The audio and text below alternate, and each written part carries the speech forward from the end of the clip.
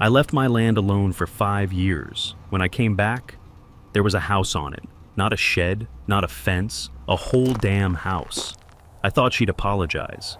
Instead, she looked me dead in the eye and fined me for trespassing on my own land. I didn't buy this land to flip it. I didn't buy it to build a development, and I sure as hell didn't buy it to join an HOA. I bought it because I wanted quiet. 5 years ago, I was done. Done with cities telling me how high my grass could be. Done with neighbors who measured their lives in complaints. Done with rules written by people who didn't own an inch of dirt themselves. So, I did what a lot of men my age eventually do. I cashed out, packed light, and bought a piece of land far enough out that nobody cared what color my roof was. 20-some acres, raw land, no HOA, no shared fences. No one close enough to hear me sneeze. That mattered to me. Before I ever signed the paperwork, I checked everything. The deed, the survey, the parcel boundaries. I even walked the perimeter myself with a GPS unit just to be sure. Old habits die hard. The land was clean, outside any HOA jurisdiction, recorded properly with the county, clear lines, no easements, no shared access. I didn't rush the place. I fixed it up slowly, made it livable, made it mine. And when life pulled me away, when family obligations and work made it impossible to stay, I didn't abandon it. I prepared it. Before I left, I did 3 important things. First, I set my property taxes to auto-pay. Every year. On time, no exceptions. That matters more than people realize. Because in this country, land isn't claimed by who shouts the loudest. It's claimed by paperwork, receipts, and patience. Second, I kept insurance active and my mailing address current. The county always knew where to find me. There was never a question of ownership. And third, more out of habit than paranoia, I installed 2 solar-powered trail cameras on the property. They weren't fancy.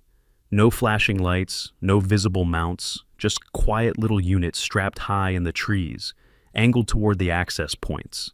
I'd spent enough years around land disputes to know one thing. When land sits empty, people get curious. And curiosity has a way of crossing lines. I didn't expect trouble, but I didn't leave blind either. For 5 years, the land sat exactly the way I left it. I checked in when I could, paid what needed paying, let it be. To me, that land wasn't vacant. It was waiting. So, when I finally came back, when the dust on the road felt familiar again, when the horizon opened up the way it always had, I expected to unlock my door, sweep out some cobwebs, and settle back into the quiet I'd paid for. What I didn't expect was a house, not a trailer, not a storage shed, not a temporary structure, a full-sized modern home, concrete foundation, finished exterior, sitting exactly where empty ground was supposed to be. And standing next to it was a woman looking at me like I was the intruder. That was the moment I realized something important. This wasn't a mistake. This wasn't confusion. And this definitely wasn't temporary. Someone had made a decision while I was gone, a deliberate one. I hadn't even turned off the engine, and she was already rewriting my boundaries. I sat there for a moment with the engine still running. Dust drifted past the hood like nothing had changed. The same wind, the same wide sky, the same quiet I remembered. Except it wasn't quiet anymore.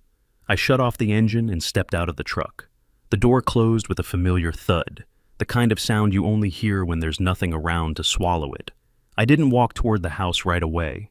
I stood there instead, taking it in. It was newer than anything within miles. Clean lines, fresh stucco, landscaping that hadn't existed before, gravel beds, trimmed shrubs, a paved drive that cut straight through what used to be open ground. I knew that ground. I'd walked it, measured it, marked it with my own hands. I pulled my phone out and opened the GPS app, more out of instinct than doubt. The dot blinked once, then settled, right where I thought it would. I looked up again at the house, still there. That's when the woman spoke. "You can't park there." Her voice wasn't loud. It didn't need to be. It had the kind of confidence that assumes agreement before it finishes the sentence. I turned slowly. She was standing near the edge of the driveway, arms crossed, sunglasses on, mid-50s maybe, hair cut short and sprayed into place. Everything about her posture said she wasn't surprised to see me. If anything, she looked prepared. "I'm just stopping by my place," I said. She shook her head once, like a teacher correcting a student. No, you're not. I glanced back at the truck, then at the house, then at her again. This is my land, I said. Not raised, not aggressive, just a statement. She smiled, not warmly. More like someone humoring a child. This is Sun Mesa Estates, she said. You're on HOA property. There it was. HOA. I hadn't heard that acronym in years, and I didn't miss it. I think you're mistaken, I said. This parcel isn't part of any HOA. She laughed softly, a practiced sound. It is now. I didn't argue. I didn't pull out paperwork.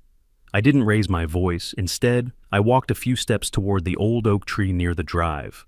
The one I remembered because it leaned slightly to the east, roots half exposed from years of wind. I pointed at it. That tree, I said. That's the eastern marker. She followed my finger, then shrugged.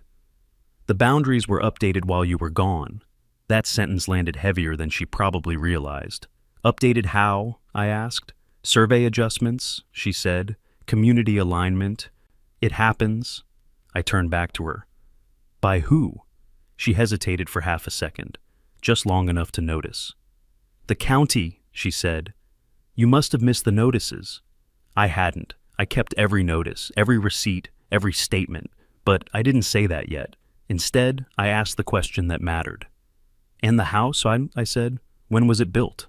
Her smile tightened. About 3 years ago, right in the middle of my absence. I nodded slowly. So, someone built a permanent structure, I said, on land that wasn't theirs. She sighed, like she was running out of patience. You really should talk to the HOA, she said. This doesn't need to get complicated. I finally looked her straight in the eye. It already is. She took off her sunglasses. That's when I saw it. Not confusion, not concern, calculation. She wasn't worried about being wrong. She was worried about being challenged. My name is Karen, she said. I'm the HOA president. And if you plan on staying here, you'll need to follow community rules like everyone else. I let the silence sit. Then I said, I don't belong to your community. She stepped closer. Then you'll need to, she said. Or we'll have to address the violations. Violations? I asked. She gestured vaguely toward my truck, toward the land, toward everything. Unauthorized access, she said. Trespassing, non-compliance. I almost laughed. Instead, I took one last look at the house, at the concrete, at the driveway cutting through my dirt. And I realized something else. This wasn't a misunderstanding I could clear up with a conversation. This was a claim, and claims only go one of two ways. You back down, or you prove them wrong. I told her I'd be in touch. She nodded, already turning away, as if the matter was settled. I didn't leave right away. Not because I wanted a confrontation, but because I wanted to understand the shape of the lie. Karen turned and started walking back toward the house, like the conversation was already over, like she'd decided the ending without asking who else might be in the story. I followed at a respectful distance, not close enough to provoke, not far enough to disengage. Right, I said. You're the HOA president. She stopped, slowly turned, smiled again. Yes, she said. I am. There it was, the title, the shield she hid behind. She motioned toward the driveway and began talking like a tour guide. Sun Mesa Estates expanded a few years back, she said. The community needed consistency, oversight, standards. Standards for who? I asked. For everyone, she replied, without hesitation. That's how communities work. I watched her carefully as she spoke, confident, rehearsed, not defensive. This wasn't her first boundary dispute. It wasn't even her first conversation like this. She rattled off rules the way people do when they've said them enough times to stop hearing pushback. Approved paint colors, fence heights, roof materials, quiet hours. Then she said the word that told me exactly where this was going. Dues. I stopped walking. How much? I asked. She named a number, then another, monthly dues, special assessments, and then she added the part she'd been waiting for, back payments. I looked at her. How far back? I asked. 5 years, she said, plus penalties. I let out a short laugh. Not because it was funny, because it was absurd. I wasn't here, I said. She tilted her head slightly, the way people do when they think they're being generous. The obligation remains, she said. I asked her to explain how that made sense. She sighed, already tired of me. You were absent, she said. The community moved forward. We updated boundaries, added infrastructure, raised property values. By building on my land, I said. She didn't deny it. Instead, she reframed it. The land was unused, she said, unmaintained, vacant. It wasn't vacant, I said. It was owned. She smiled again. Ownership is complicated. That was the moment I stopped giving her the benefit of the doubt. I reached into my jacket and pulled out the folded deed. I didn't hand it to her. I didn't wave it around. I just let her see it. Ownership isn't complicated, I said. It's written down. She glanced at the paper and waved it away like it was irrelevant. That document is outdated, she said.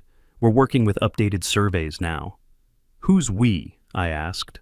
She hesitated, just for a fraction of a second. The association, she said. And the county. I made a mental note of that answer. She took a step closer. Let's be practical, she said. You have two options. I waited. Option 1, she said.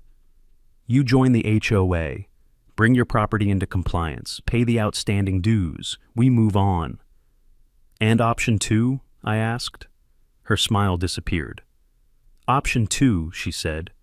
We escalate. Escalate how? I asked. Fines, she said. Enforcement actions. Legal proceedings. For what? I asked. She gestured vaguely around us. Unauthorized access, she said. Trespassing. Non-compliance. I stared at her. You're telling me, I said slowly, that I'm trespassing on my own land. That's correct, she said, according to our records. I looked past her at the house again, at the concrete foundation, at the driveway carved into what used to be my dirt. That's when it clicked. She wasn't bluffing. She wasn't improvising. She believed the paperwork would protect her. She believed authority mattered more than truth. And she believed I would back down. I folded the deed and put it away. Send me whatever notices you think apply, I said. She nodded. You'll hear from us. I turned back toward my truck. As I walked away, she called out one last thing. You don't want to make this difficult. I didn't turn around. I didn't come back to make it easy, I said. The notice arrived 3 days later, not by email, not with a phone call, by certified mail, the kind that requires a signature, like it's doing you a favor by proving it exists. I stood at the kitchen counter and opened it slowly. Thick paper, official letterhead. The HOA logo printed in muted beige, like everything else they approved. Sun Mesa Estates Homeowners Association. Official notice of violation. I read it once, then again. According to the letter, my property was now considered part of the Sun Mesa community. According to the letter, I was in violation of multiple community standards: unauthorized access, failure to maintain community aesthetic, non-compliant driveway materials, unapproved vehicle parking, and then the part they'd clearly been waiting to deliver: outstanding dues, 5 years, plus late penalties, plus administrative fees. The total sat at the bottom of the page like a dare. I set the letter down and let the room go quiet. I wasn't angry yet. I was curious. Because attached to the notice was a single-page diagram, a map, printed in color, neatly labeled, and wrong.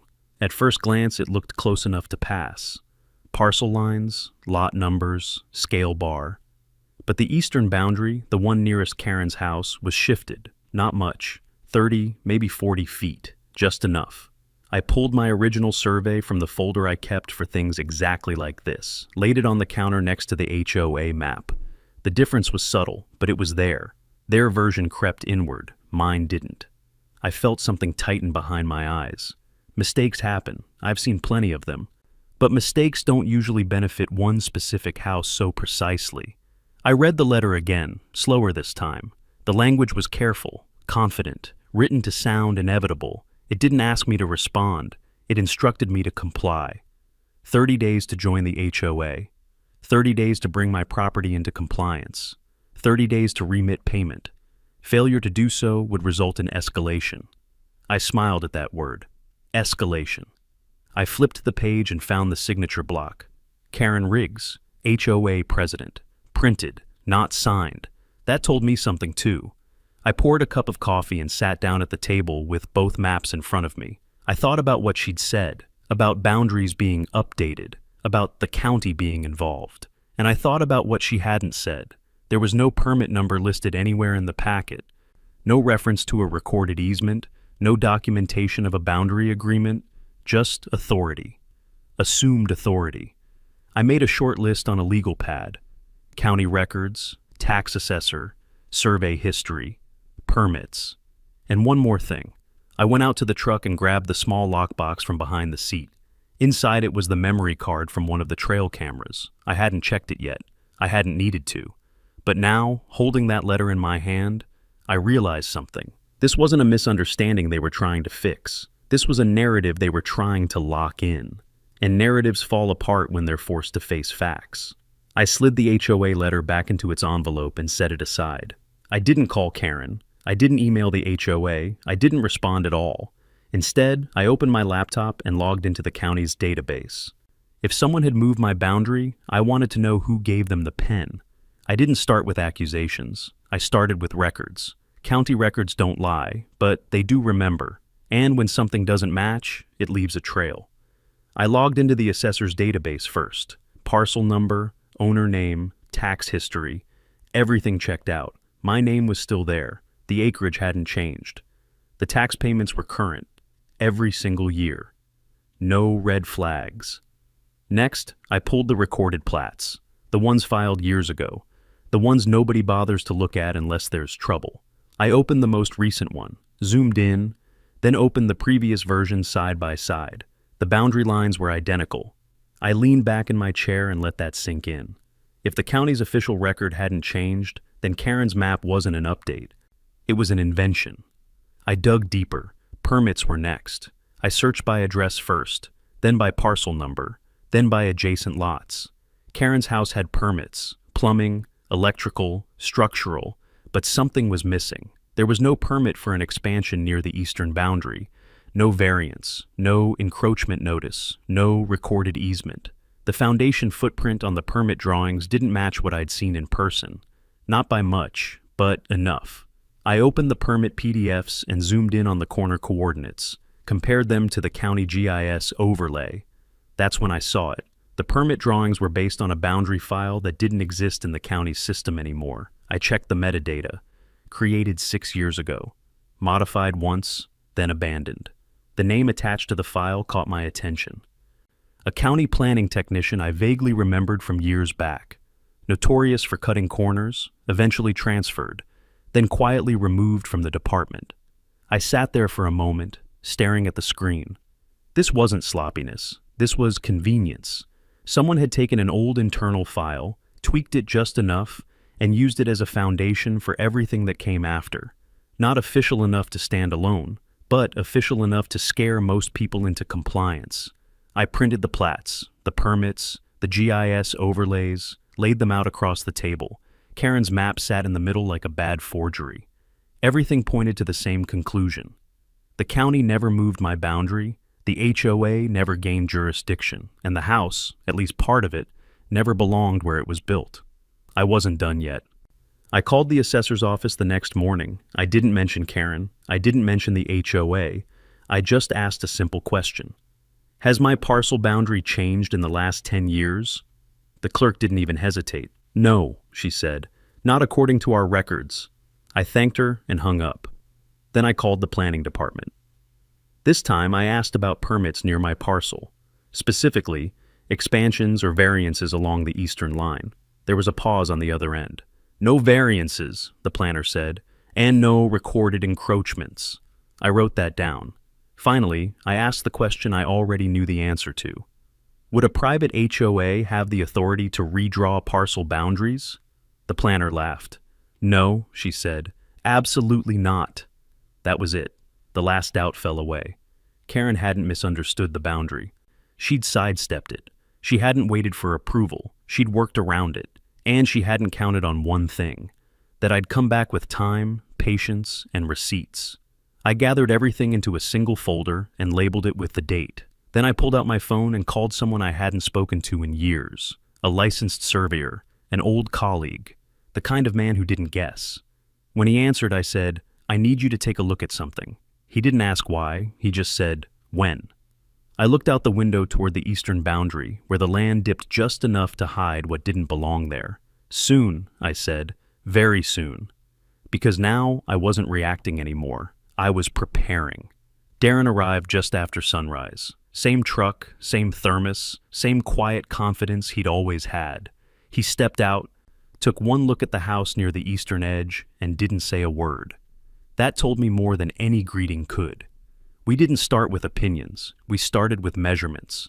Darren set up his equipment the way a man does when he's done this 1,000 times and plans to do it 1,000 more. Tripod, receiver, calibration check. He moved methodically, like the land itself was giving him instructions. I walked with him along the perimeter, pointing out the markers I remembered. The oak tree, the old fence post that never quite stood straight, the shallow dip where rainwater always collected in the spring. He nodded, logged coordinates, said nothing. Hours passed that way. Sun climbing, wind shifting, the kind of day where everything feels exposed. When the drone went up, I felt the weight of it settle in my chest. Not fear, anticipation. The drone traced the boundary lines precisely, stitching images together in real time. On Darren's tablet, the land began to assemble itself, layers of data aligning over something much simpler, reality. When he brought the drone down, Darren finally spoke. "Let's take a look," he said. We stood shoulder to shoulder as the overlays snapped into place. County GIS, recorded plat, current imagery, the lines matched perfectly, until they didn't. The eastern boundary, my boundary, cut cleanly through the corner of Karen's property. Not by inches, not by a foot, by a lot. The back portion of the garage, the patio, and a significant chunk of the sunroom, all sitting squarely on my land. Darren zoomed in, then out again, like he wanted to be absolutely certain. "There it is," he said, "clear as day." I didn't say anything. I didn't need to. He scrolled through elevation data next, confirmed grade changes, foundation footprint. "About 800 square feet," he said, "give or take. 800. That wasn't an accident, that was a decision." Darren leaned back and folded his arms. "No easement," he said, "no recorded agreement. No variance." He tapped the screen once more. "This shouldn't be here." Before he packed up, Darren did one last thing. He walked over to the corner of the patio, right where the concrete crossed my line. He set his gear down, reached into the truck, and came back with a sledgehammer and a bright neon orange survey stake. Without ceremony, he drove it into the dirt. Deep. Each strike echoed off the house. Metal on steel, steel on earth.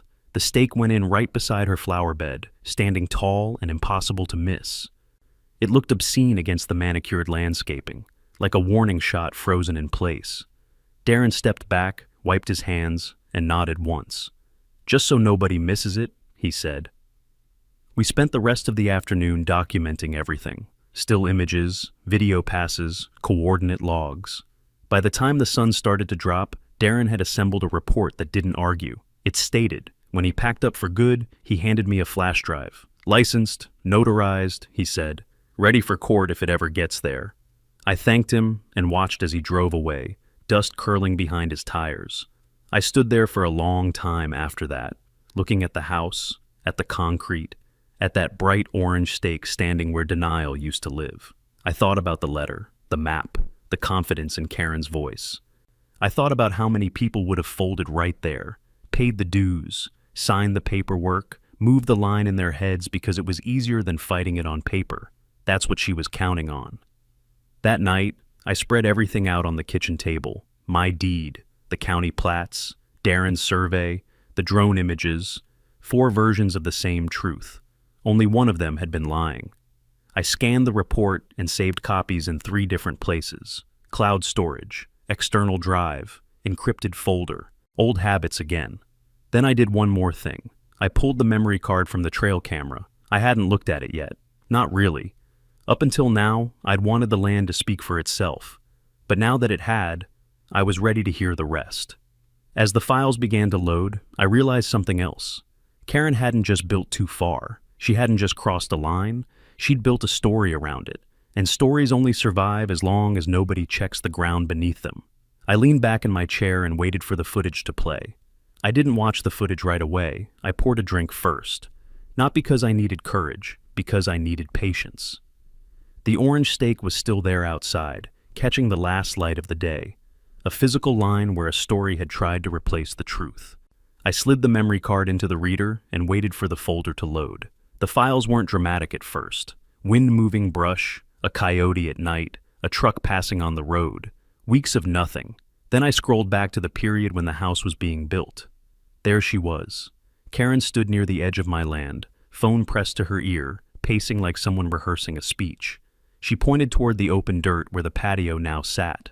I leaned forward. The audio crackled for a second, then settled. "He doesn't even know," she said. I paused the video, rewound it, played it again. "He still thinks the line's back there," she continued, waving her arm toward the oak tree. "Just adjust the layout like we planned. I'll handle the rest." The words sat in the room with me. Not speculation, not assumption, confirmation. I watched the clip all the way through. She wasn't alone. A man stood with her, work boots, rolled plans under his arm. A contractor, maybe. Someone who knew enough to ask questions and not enough to walk away. "I thought he filed something," the man said. Karen scoffed. "He won't," she said. "And even if he does, I'll say it was a survey error. It happens all the time." She stopped pacing and looked straight toward the tree, straight toward the camera. For a split second, I wondered if she could see it. Then she turned away. I let the clip run until she walked out of frame. The next file loaded automatically. A different day. Same spot. This time she wasn't on the phone. She was standing there with two men, pointing at wooden stakes already set in the ground. "Shift it," she said. "Just a few feet. Nobody measures twice." One of the men hesitated. "That's not what the map shows," he said. Karen's voice hardened. "That's the map we're using," she replied. I closed my eyes. This wasn't someone who misunderstood a boundary. This was someone who managed it. I sat there for a long time after the footage ended. The house outside felt heavier now, less like a structure, more like evidence. Karen hadn't built a house and hoped for forgiveness. She'd built a strategy. She assumed I wouldn't come back.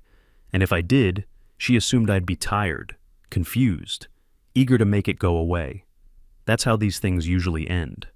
A check written. A line quietly moved. A story rewritten without anyone noticing.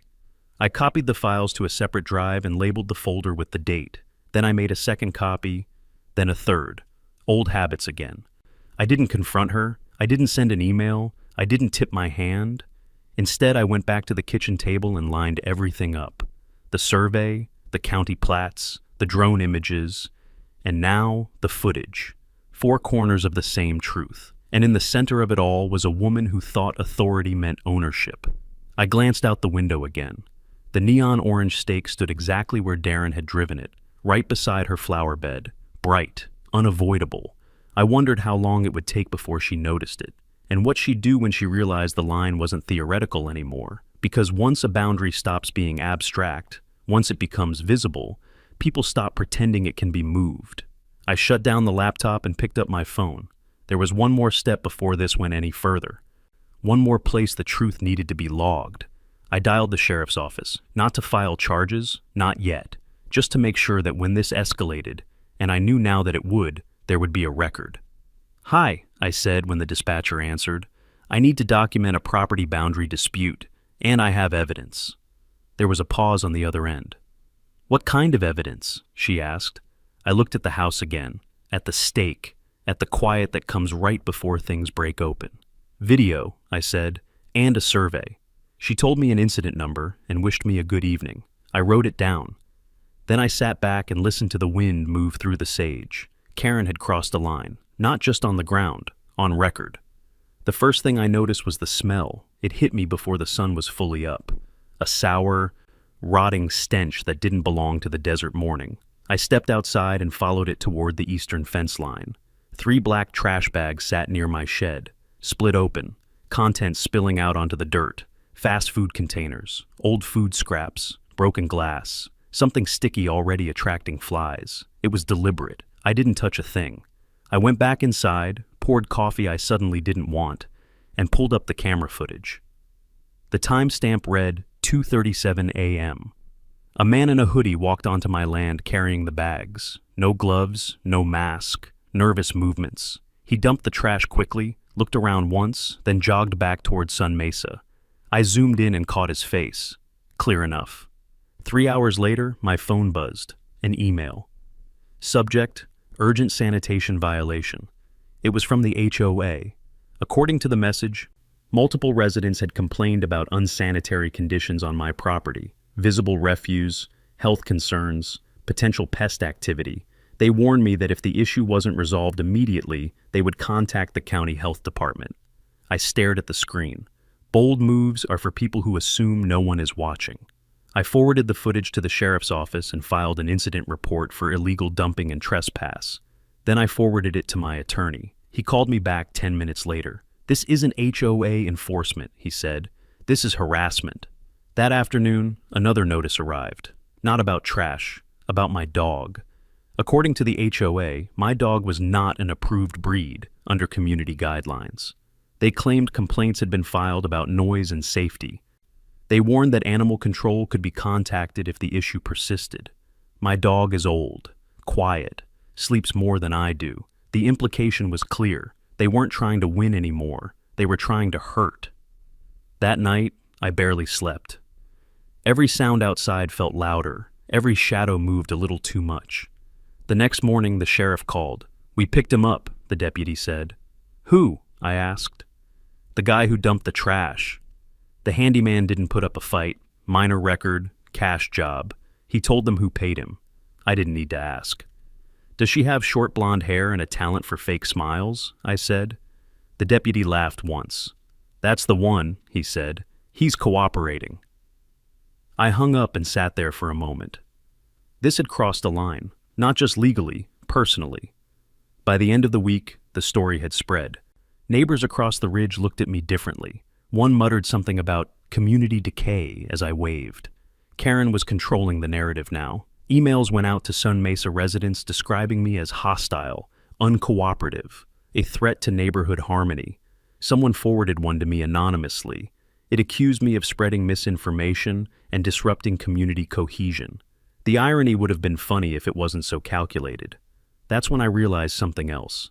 Karen wasn't just reacting, she was spiraling. And people who spiral don't stop on their own. They escalate until someone makes them. I added another camera near the shed. Discreet, audio enabled. If she wanted to play games in the dark, I was done leaving the lights off. I didn't retaliate. I didn't respond publicly. I documented. Because by then, I wasn't just defending my land. I was documenting a pattern. And patterns are what courts understand. I stood on the porch that evening, my dog at my feet, watching the sun drop behind the hills. The orange stake still stood where Darren had driven it. Bright, defiant. Karen had ignored it. But she couldn't pretend it wasn't there anymore, not after this. Because once someone starts dumping trash and threatening animals, they have already lost the argument. They just don't know it yet. Things changed after the trash incident. Not all at once, not loudly, but they changed. The next HOA email didn't sound like Karen. The tone was softer, more careful. Words like confirmed violations quietly disappeared. They were replaced with alleged concerns. Deadlines became requests. Threats became reminders. That told me something. Someone had started asking questions. A few days later, my phone rang. "I'm calling unofficially," a man said. "I'm on the HOA board." He didn't give his last name. He didn't need to. "I didn't know about the trash," he said, "or the dog thing." I let the silence stretch. "She told us you were hostile," he continued. "A problem, armed, some kind of off-grid survivalist." I looked down at my dog sleeping at my feet. "I own a grill and a satellite dish," I said. "That's the extent of my militia." He exhaled. "That's not how she described you." That was the first crack. Over the next week, more appeared. An email from another board member asking, carefully, if the county had really approved the boundary changes. A text from someone else asking whether I'd be willing to share documentation. I shared nothing, not yet. Instead, my attorney sent a formal packet by certified mail. To the HOA, to Karen individually, to the county.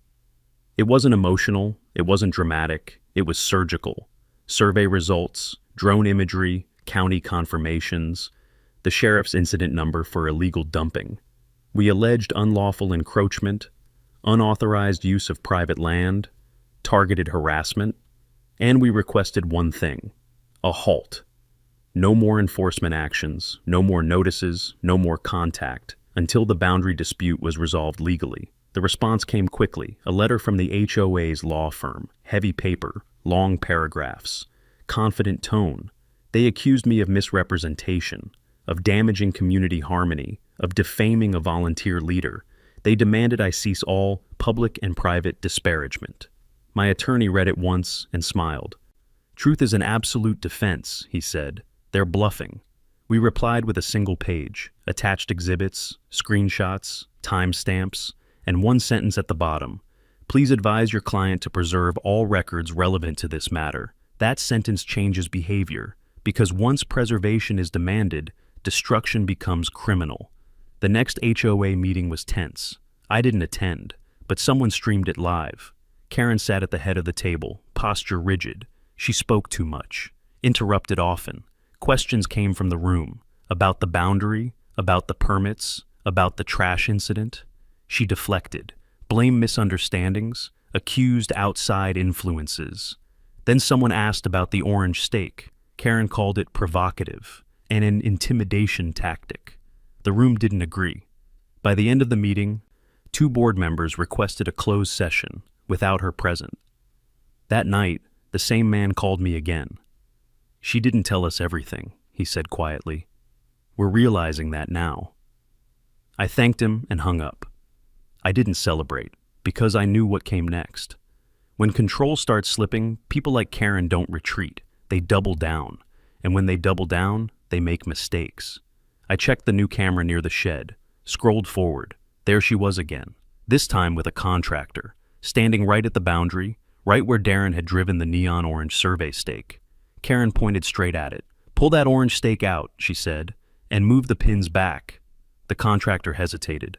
"That's a survey marker," he said. "We're not supposed to—" "Nobody measures twice," Karen snapped. "Just do it. I'll handle him." That wasn't confusion. That wasn't interpretation. That was instruction. In this state, tampering with a survey marker isn't a gray area. It's a crime. The contractor shifted his weight, uncomfortable now. "I don't want trouble," he said. Karen stepped closer. "You won't have any," she said. "Trust me." I saved the clip, labeled it, backed it up. Because at that moment, the story changed again. This wasn't just a land dispute. It wasn't even just fraud. This was someone attempting to physically destroy evidence. After being warned, after being documented, after the line had been made visible, I shut down the laptop and looked toward the eastern boundary. The orange stake was still there, bright, defiant, doing exactly what it was meant to do. Karen had tried to move the boundary with paper, then with threats, then with trash. Now she was trying to pull it out of the ground, and that told me everything I needed to know. She wasn't just losing control, she was desperate, and desperate people don't realize when they've just crossed the line that ends everything. I didn't go public out of anger. I went public because silence had stopped being neutral. Up until then, Karen controlled the story. Emails, meetings, whispers across fences. She was counting on confusion to do the work for her. So, I decided to change the lighting. I started small. No press releases, no social media rants, just facts. I put together a simple timeline. Dates, documents, images, my deed, the county plats, Darren's licensed survey, drone overlays, and finally, the footage. I didn't add commentary. I didn't add opinions. I let the evidence speak in its own voice. I sent the packet to 3 places: the county assessor, the planning department, and the sheriff's office. Then I waited. It didn't take long. The county called first. "We need to review something," the clerk said.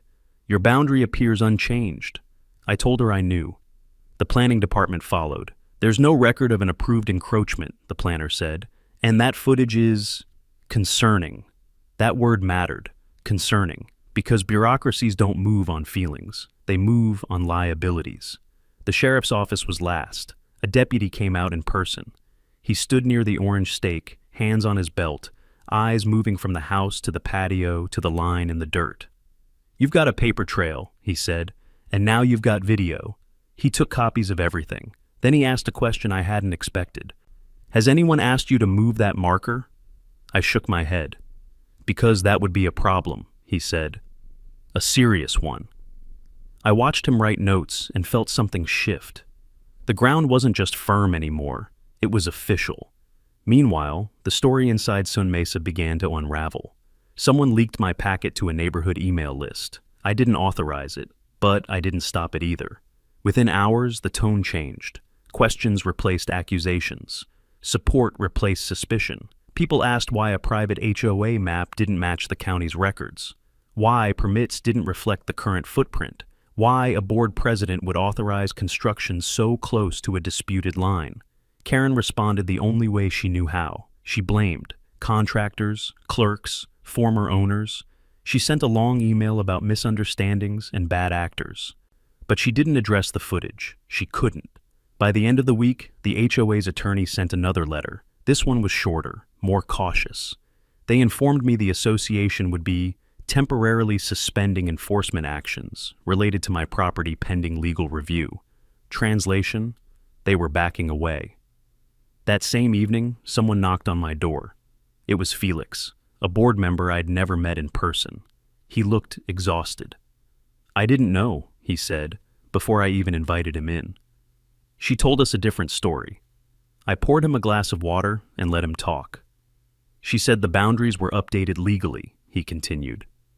"Said you were trying to extort the HOA. Said the stake was intimidation." He shook his head. "That footage," he said, "that changes everything." He left me a folder when he went. No return address. No note. Inside were internal emails, meeting minutes, and scanned maps with handwritten edits, some in Karen's handwriting. There was even a memo where she warned the board not to raise red flags about the expansion. I closed the folder and felt a strange calm settle in. This wasn't just my fight anymore. The board was fractured now. Some still defended her, others were quietly stepping away. Karen had lost the room. She just hadn't realized it yet. I stood on the porch later that night, listening to the wind move through the sage. The orange stake was still there, so was the house. But the ground under it felt different, less solid, like something that knew its days were numbered. I picked up my phone and called my attorney. "It's time," I said. He didn't ask what I meant. He already knew. The courtroom was smaller than I expected. No grand columns, no dramatic echo, just wood, fluorescent lights, and the quiet weight of consequences. Karen sat at the defense table with her attorney, hands folded tight enough to turn her knuckles white. She wore a cross I'd never seen before. Her lawyer did most of the talking, long sentences, soft voice, careful words. He painted her as overwhelmed, a widow under strain, a volunteer leader who relied on professionals and made an honest mistake. He said misunderstanding a lot. My attorney stood and said very little. He didn't need to. He introduced the exhibits one by one, the deed, the county plats, the licensed survey, the drone overlays. Each document landed on the record with a quiet finality. Then came the footage. The judge leaned forward as the audio played. "He doesn't even know. Pull that orange stake out." "I'll handle him." Karen's lawyer objected. Too late. The judge didn't look at him. She looked at Karen. "Did you authorize construction beyond the recorded boundary?" the judge asked. Karen's attorney stood. "Your Honor, my client relied on—" The judge raised a hand. "I asked your client," Karen swallowed. "I believe the boundary had changed," she said. The judge nodded once. "Did you file for a variance?" "No." "Did you obtain a recorded easement?" "No." "Did you instruct anyone to remove a survey marker?" Karen's mouth opened, then closed. Her attorney touched her arm. She shook him off. "Yes," she said, "but—" That was enough. The judge turned to my attorney. "Proceed." He did. He laid out the pattern. Paper manipulation, unauthorized construction, harassment, illegal dumping, and finally, attempted destruction of a survey marker. He didn't dramatize it. He let the timeline do the work. Karen tried to interrupt. She cried. She blamed contractors. She blamed former owners. She blamed stress. At one point, she turned and snapped at her lawyer. "You said this would go away." The courtroom went still. The judge removed her glasses. "Ms. Rigg," she said, "this court does not reward people who try to redraw reality." Then she read the order. Because the structure had been built based on fraudulent boundary representations, because no permits or easements authorized the encroachment, and because evidence showed deliberate attempts to conceal and destroy boundary markers, the court issued a demolition order, complete removal of all encroaching structures. Return of the land to its original condition within 30 days. Karen made a sound I'd never heard a human make before. Half gasp, half collapse. Her lawyer went pale. Demolition meant more than loss. It meant she would pay to destroy her own house, pay to haul it away, pay to restore the land, and still owe damages. The judge wasn't finished. She granted a preliminary injunction barring Karen from accessing any portion of my land, including the encroaching garage, patio, and sunroom.